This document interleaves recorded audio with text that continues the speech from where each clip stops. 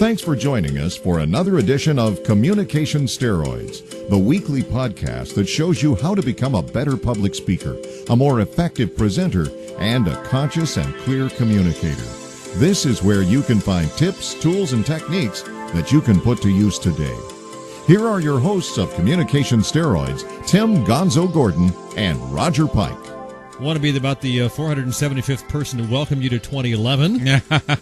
If we're even that high on the list. Well, it's, what is this? We're recording this on the 2nd, so. That's right. And by the way, just in case you were wondering, we're recording this on a Sunday. Oh, yeah. And it's been bowl weekend. Yes. And I pretty much laid on the couch all day yesterday and watched bowls. So it's a little bit on the scruffy side. You look but a little here we scruffy. Yeah. I was even more scruffy about 3 hours ago till I took a shower and then shaved and trimmed up the old goatee. Thinking, hey, we got a gig tomorrow. I want to look good, and might as well work on it now instead of waiting till 5:30 in the morning. Well, we do have a gig tomorrow, but I decided this was going to be a razorless weekend. Well, I don't blame you. Yeah. It was a razorless 10 days for me up until today. I have not worked for 10 days, haven't been to the office. Well, I stopped by, but that was about it. You always have to stop by. So at the end of the year, we can either reflect or we can look forward. I'm not too much into looking back, so let's look forward a little bit. What do you think? Well, I think that's a great idea. I do want to look back on one thing. Yes. And that is at the tail end of last year, I actually began to see movement. Just wanted to mention that. Things are getting better. Things are getting better. It's brighter. That's a general statement. Yeah, it is. Do you want to narrow that down a little bit? Well, we ended up picking up a couple of new clients at the end of 2010, and that's always a precious thing. Yes. Clients are precious. It's important that we remember that. And so here in, a couple of new in ones, 2011, your goal is to rock your client's world, right? My goal in 2011 is to make sure that they adore me. that they decide they cannot possibly live without me is my goal for 2011. That and I want to bad goal. Yeah, and I want to my secondary goal for 2011. I mean, other than satisfying, not just satisfying, rocking our clients. My goal for 2011 is to dramatically expand my LinkedIn presence. Now, that's not a bad goal. I would recommend a book which we've recommended before, which is by Mike O'Neill. He's got a couple of them out now, but the first one he did is called Rock Your World with Your Online Presence, specifically 172-page book on your LinkedIn profile. Nothing but your LinkedIn profile. People will find you if you have the perfect profile, or I should say a very fleshed out profile that tells a lot about you. And he tells you in that book how to go about it. Perfect. Oh, it's a great book. I'm going to have to sell it to you. I'll buy it. Okay. Because, I loaned you that other book and I haven't got that one back. So I figure if I start now selling them to you, there's a chance that I might break even. I want to look back a little bit because a year ago at this time I said, I'm going to make 2010 the year of networking. And I thought this is a great idea, but I wasn't truly committed in my heart. Yeah. I tried it for a few months, and then things got swept away, and I did not fulfill the rest of the year, like most of the year, like 75% of the year, as much as I really would have liked to do. And I was out for a walk last night here in the cold Salem town, very, very chilly. Stars were out, though. It was beautiful. And I came upon an idea, and I thought, and I described it to you before we went on. It's rather... I could go on for 5 minutes and describe the whole thing, but in a nutshell, I came up with a little better system to do some networking. Even designed an analysis of software. Well, I mentally designed a piece of software, and I'm actually think it's probably worth running up the flagpole at elance.com and just seeing what it would cost for a software designer to put this little piece of software together. I have no idea whether it's $100 or $100,000. I'm hoping that it's a lot closer to the $100 range. Because if it's between $100 and say $1,000, it's probably something that I might consider doing just for fun and see if I can make something out of it. Your idea of how these things go reminds me of that scene in you remember White Christmas, Bing Crosby, Danny Kaye. Oh, yeah. Mm-hmm. And he's thinking of bringing the entire company, the entire theatrical company, up to the General's Inn to help bring business to him. Mm-hmm. And Danny Kaye asks him how much that's going to cost. And he says, well, it's going to cost halfway between ouch and boing. Yeah, that's what you remind me of. So I hope we don't get to ouch. I hope we don't. And get we to never ouch. get to boing because that's just not going to happen. That's just not going to. Unless we triple our client base, and who knows? And we could do that. We could do that. So, I think 2010 could be a year of networking. My idea, though, is to break it down into areas of my life that I want to network, whether it's business A, business B, the volunteer area that I'm working in, or friends and family, and then finding a way to get reminded every day and network with them, whether it's via email, telephone call, or send a card. Yeah. And do that on a daily basis, say Monday through Friday, Monday through Saturday. It's a 5-minute thing. Mm-hmm. And I think if you keep networking, and the question to ask is, what can I do for you, not what can you do for me? Mm-hmm. You want to help people out, so they're glad to hear from you. And I did have people tell me a couple times at the end of 2011 that says, yeah, you really do know how to network. You really are helping people out. I'm trying to spread that around. Right. But I wasn't doing it consciously. It was just something I was trying to do on Right. occasion.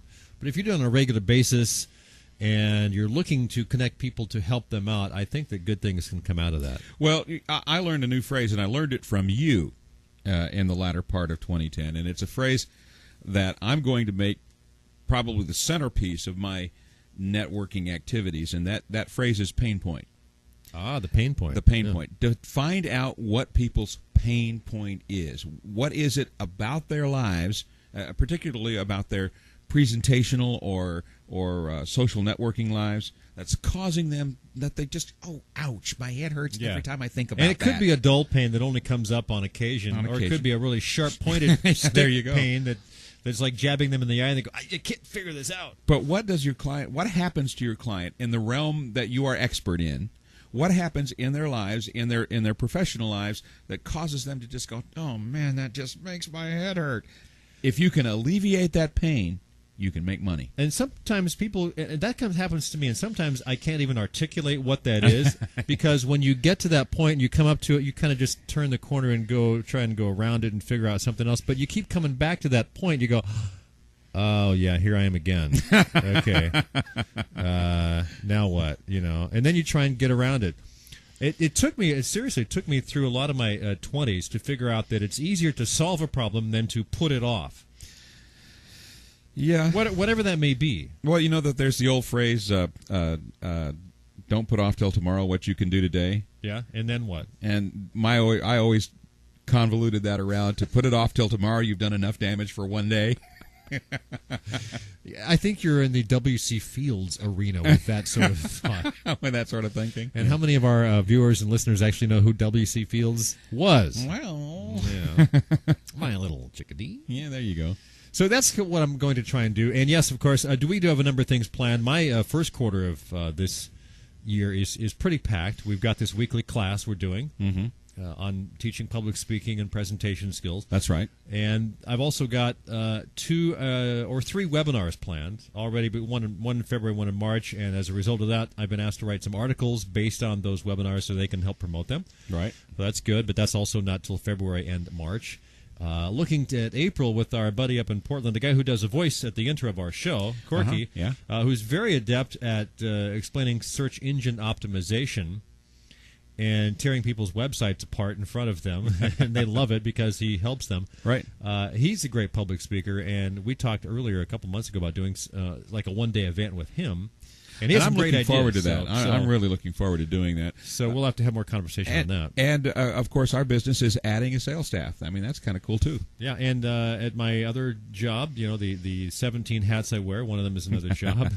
And I'm already in talks to do a one-day seminar for their 150 people on trade show marketing with social media. So that's probably a March/April thing. We don't know for sure. Yeah, so the first 3 or 4 months of the year are looking pretty busy, and it's been my experience that when you have a busy first 3 or 4 months, the rest of the year fills in as you get to it. If someone were to ask me to design a New Year's resolution for you, like this guy, for that guy right there, my resolution for you would be quit volunteering. Quit it. Just stop. Well, Cold there is, turkey, yes. I stop. became, the other thing, of course, that's going on is the local radio station that we're trying to get off the ground by August. It's a non-profit Public community access. Community access. Yeah, kind of a community access radio station. So the programming will be all over the board. But Salem doesn't have one, never has had one. And you're trying to help them get one. The license came around. We formed a new organization. We formed a board. I'm on the board. You know, right now it's every other week meetings, a couple hours, and other things around that. Lots of emails back and forth. So yeah, that's a time taker. But it's a worthwhile thing. I've been to a couple of their functions, but I may not involve myself any more than that. We want to get you on the air. Is what we want to do. Okay. Let's talk politics. There you go. There you go. Okay.